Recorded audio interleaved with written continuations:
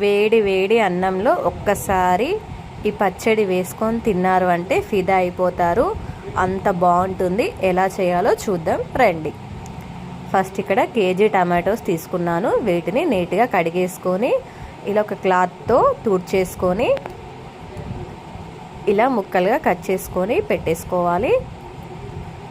దాంట్లో 100 గ్రాముల వరకు ఉప్పు వేసుకోవాలి. అలానే లైట్గా పసుపు వేసుకొని ముక్కలన్నిటికీ మంచిగా పట్టేలాగా ఇలా కలిపేసుకొని ఒక ప్లాస్టిక్ డబ్బాలో వేసేసుకోవాలి.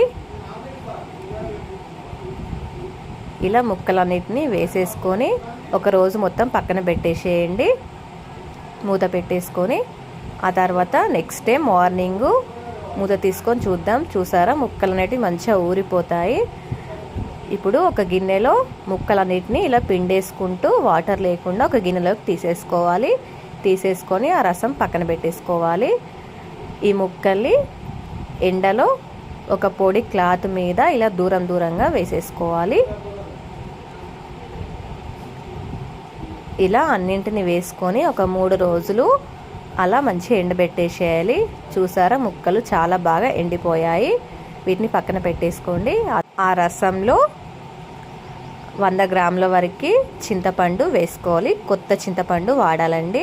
ఇలా వేసేసుకొని ఒక 2 అవర్స్ అలా నానబెట్టేసుకోండి. ఇది ఆ తర్వాత టమాటా ముక్కల్ని మిక్సీ జార్లో వేసుకొని ఇలా మెత్తగా మిక్సీ పట్టేసుకోవాలి.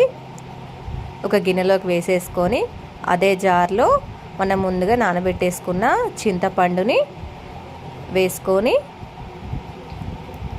ఇలా మెత్తగా మిక్సీ పట్టేసుకొని దాంట్లో వేసేసుకొని 100 గ్రాముల కారం వేసుకోండి. 1 స్పూన్ వరకు మెంతి పొడి వేసుకొని వీటన్నిటిని మంచిగా కలిపేసుకొని ఒక పెద్ద మిక్సీ జార్ తీసుకొని దాంట్లో వేసేసుకొని అలాగే మనం ముందుగా తయారు చేసి పెట్టుకున్న రసంని దాంట్లో వేసేసుకొని ఇలా మెత్తగా మిక్సీ పట్టేసుకోవాలండి. ఇలా వేసేసుకొని ఒక గిన్నెలోకి వేసేసుకోవాలి. టమాటా పచ్చడి ఆల్మోస్ట్ రెడీ అయిపోయింది. పోపు వేసుకుందాం. మనం స్టవ్ ఆన్ చేసుకొని గిన్నె పెట్టేసుకొని దాంట్లో ఆయిల్ వేసుకోవాలి. మీ దగ్గర ఉంటే పల్లి నూనె వేసుకోవచ్చు. నా దగ్గర పల్లి నూనె లేదు. పల్లి నూనె వేసుకుంటే టేస్ట్ బాగుంటుంది. ఆయిల్ హీట్ ఎక్కాక శనగపప్పు, ఆవాలు, జీలకర్ర, ఒక 2-3 వరకు అలా ఎండుమిర్చి వేసుకొని పోపును మంచిగా మాడకుండా గోలనివ్వాలండి. ఇలా మంచిగా గోలాక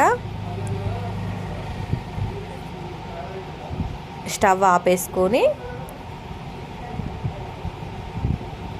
పూర్తిగా చల్లరిపోవాలి. ఆ తర్వాత పచ్చళ్ళలో వేసేసుకొని ఒకసారి కలిపేసుకోండి.